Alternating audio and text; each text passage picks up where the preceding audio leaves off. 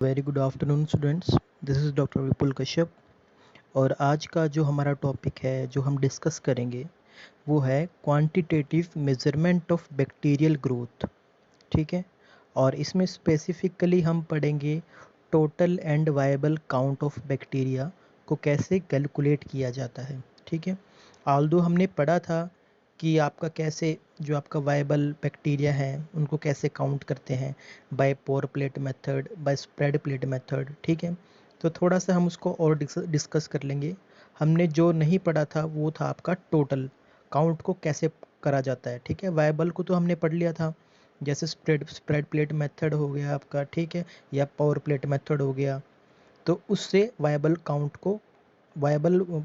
किया जाता है बैक्टीरिया का। हालांकि टोटल काउंट किस तरह है वो पढ़ेंगे हम इस स्लाइड में। तो चलिए शुरू करते हैं। सबसे पहले बच्चों आपको ये जानना बहुत ज़रूरी है कि what is total count and what is viable count. तो टोटल काउंट की डेफिनेशन अगर हम पढ़ें, it is defined as the measure of all bacterial cell present regardless whether dead or alive। इसका मतलब क्या हुआ बच्चों, हमारे पास मान लीजिए कोई कल्चर है मेरे पास ट्यूब में, उसके अंदर बैक्टीरिया है। अब उसके अंदर बच्चों बैक्टीरिया भी, बहुत सारे बैक्टीरिया लाइव हैं और बहुत सारे डेड हैं। ठीक है। क्योंकि हमको क्या पता कि वो हमने किस फेज से उठाया हुआ। ठीक है ना, हमने ग्रोथ कर्व पढ़ा था ना। उस ग्रोथ कर्व में हमको पता है कि भी लैग फेस होता है, लॉग फेस होता है, एक्सपोनेंशियल फेस, फिर डिक्लाइन फेस। ठीक है। तो उसी तरीके से आपके बैक्टीरियल कल्चर में लाइव पॉपुलेशन भी होती है और डेड बैक्टीरिया भी होते हैं। ठीक है।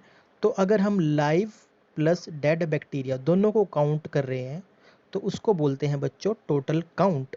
ओके। उसके बाद आता है हमारा viable count.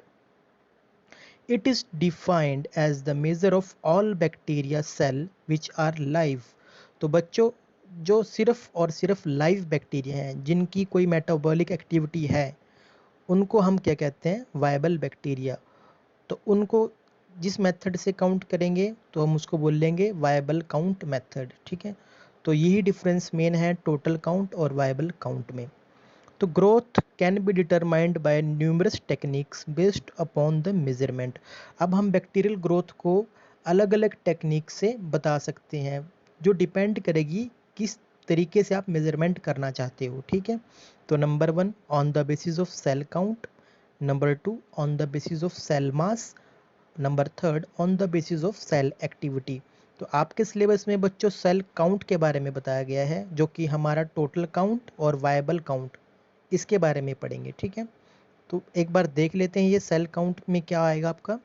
It is done directly by microscope और by using electronic particle counter और डायरेक्टली बाय कॉलोनी काउंट। तो बच्चों ये कैसे करते हैं हम, it is done by microscopic technique है, हम अपना माइक्रोस्कोप यूज़ करेंगे, या तो हमारे पास कोई इलेक्ट्रॉनिक पार्टिकल होगा, इलेक्ट्रॉनिक पार्टिकल काउंटर होगा। ठीक है। इंस्ट्रूमेंट्स बेसिकली हम इसमें यूज़ करेंगे, कोई इलेक्ट्रॉनिक गैजेट यूज़ होगा। ठीक है। या फिर इसको इनडायरेक्ट वे से कॉलोनी काउंट करेंगे। ठीक है। इनडायरेक्ट वे से कैसे करेंगे, जिस तरह हमने पोर प्लेट मेथड पढ़ा था। ठीक है। और स्प्रेड प्लेट मेथड पढ़ा था उससे। उसके बाद आता है बच्चों आपका सेल मास।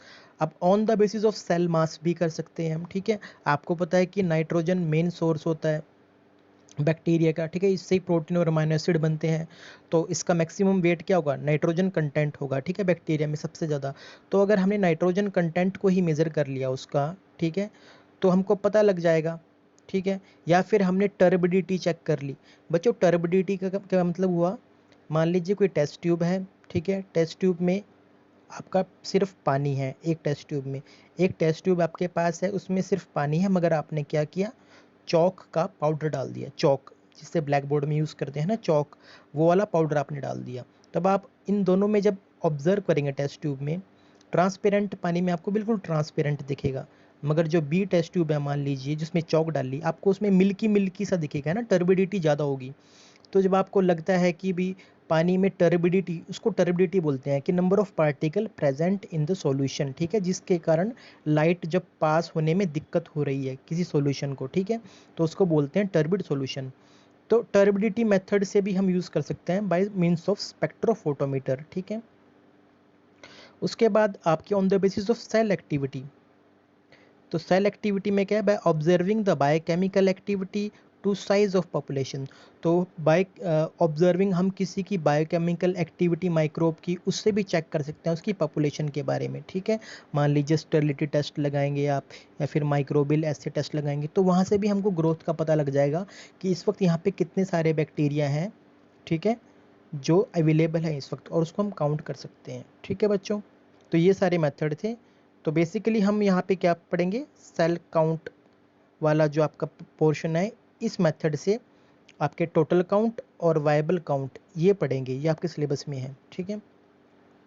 तो आज इस स्लाइड में मैं आपको जनरल ओवरव्यू बताऊंगा कि क्या क्या है आपका पढ़ने लायक, और नेक्स्ट प्रेजेंटेशन से हम एक एक करके सारे मेथड को डिस्कस करेंगे।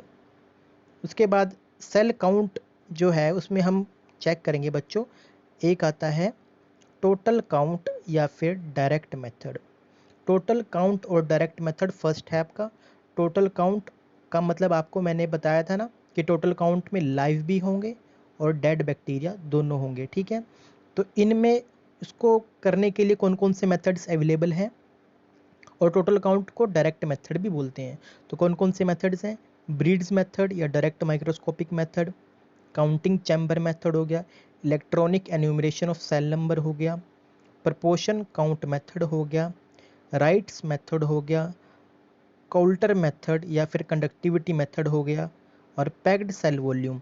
तो मेन कितने हैं यहाँ पे, 1 2 3 4 5 6 7, ये पूरे टोटल 7 मेथड हैं। हम इनको डिस्कस करेंगे ऊपर ऊपर से, क्योंकि ज़्यादा डीप में नहीं होगा। आपको बस ये पता होना चाहिए कि कौन कौन से मेथड हैं आपके टोटल काउंट करने के लिए, ठीक है, जिसको डायरेक्ट मेथड भी बोलते हैं।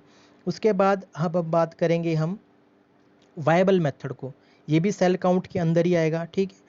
तो इसमें भी हम वायबल मेथड मतलब कि सिर्फ लाइव ऑर्गेनिजम्स को कैसे करते हैं काउंट, और इसको इनडायरेक्ट मेथड ही बोलते हैं, ठीक है।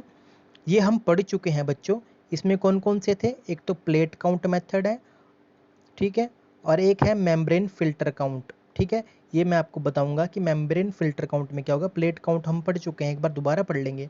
उसके बाद एनारोबिक माइक्रो ऑर्गेनिजम्स से कौन कौन से है बच्चों, एक मिलर स्प्रिट ट्यूब है, इन ग्राम्स मेथड है, और एक ग्रेजुएटेड पाइपेट मेथड है। बाकी हमने रोल ट्यूब भी पढ़ा था, आपको याद होगा, एनारोबिक, ठीक है। एनारोबिक जो हमने आइसोलेशन ऑफ बैक्टीरिया करा था, तो उसमें ये भी आता है एनारोबिक। तो फिलहाल जो इसमें है एनारोबिक में Miller Prickett tube, in grams method और ग्रेजुएटेड पाइपेट मेथड, ठीक है।